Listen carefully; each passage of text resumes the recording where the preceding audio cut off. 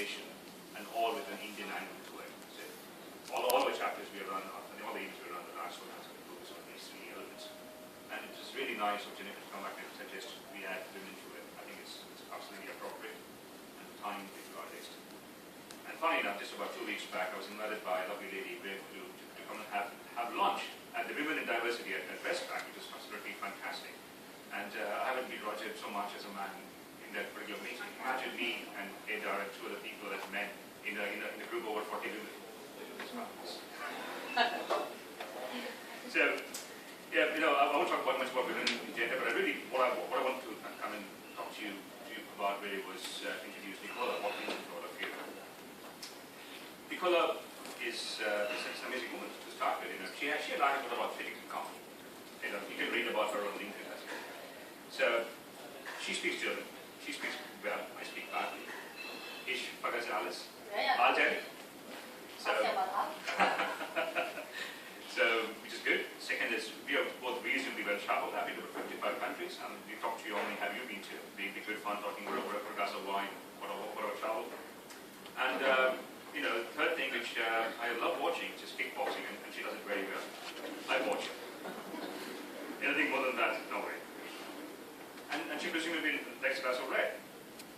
Excellent. There you go. Nicola is the senior most person, the trade representative of Australia in India. She's based out of New Delhi. And she is consented to take time off of her very, very busy schedule to come in and speak to us about what are the opportunities for Australian technology firms in India. A bit of both, hopefully, but really the focus is what makes or what can assist Australian firms to succeed in a very, very unique, very tough, very, very innovative, very different market like India, and what are the regulations, what are the different components of work in India which are essential for all of us to survive. So Nicola does all of that, and she'll be speaking to us about it. She runs a large network of about 16 offices across the Indian subcontinent. She is unique to Pakistan and India. So Nicola, it's all yours.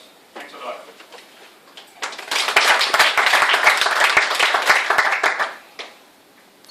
Well, I have to say I'm kind of in a quandary because the issue of gender diversity is one that's very close to my heart, and Austrade runs a Global Women in Business program as well, so I'd love to be talking about that tonight, but luckily we've got some other people who can talk better about that. So I'm going to talk instead a little about IT, the IT sector, and India and Australia, and to be able to, I guess, share some experiences with you from my experience in the market over the last 10 months or so.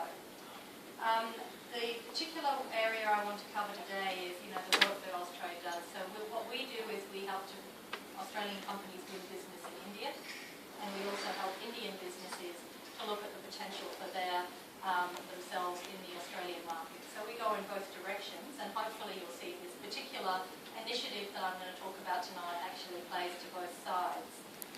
So the reason I'm going to talk about it is that we have just finished something that we're calling our Innovation Showcase, because when I got to India, one of the things I found, and it wouldn't really surprise you that much, is Australia is quite well known for our coal. We sell a lot of gold to India, and we play cricket, and we're a nice place to go on holiday. But as soon as I started talking about our abilities in technology and innovation, the level of awareness of Australia disappeared just off the charts, and no one really associated us with any of those kind of words. So what we decided to do was to try and showcase Australia's strengths and use that to see if we could generate from it some real business opportunities. And we decided we would start in 3 particular areas, so 3 focuses of technology. One of them was in advanced materials, one of them was in life sciences, and one of them was in the ICT sector.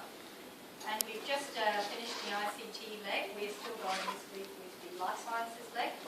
And so I thought it was very timely to come and share with you some of the first feedback that we're seeing from this particular initiative. And the first question we asked ourselves when we started planning this was, why would Indian ICT companies be interested in anything that Australia is doing? Many of them you would know, just from looking at the buildings around here, already have a large presence in Australia. They've already got a couple of thousand people who are doing work work here. They already know the market quite well. So what's the pressure point? Why would they want to be interested in us? I mean, I think there's two things that we're seeing. One of them is obviously in the BPO area. There is a number of competitor locations that are starting to really go head-to-head with India and really forcing prices down at the low end of the market. And that's forcing the Indian players to have to move up into the KPI, the knowledge-based services that they're offering.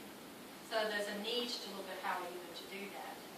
The second thing is that many of these companies are looking for new clients, and a number of the new sectors that they're looking to move into in mining and financial services and government sit here in Australia. So there's a reason why we might have some solutions that fit well within the pipeline of many of these companies.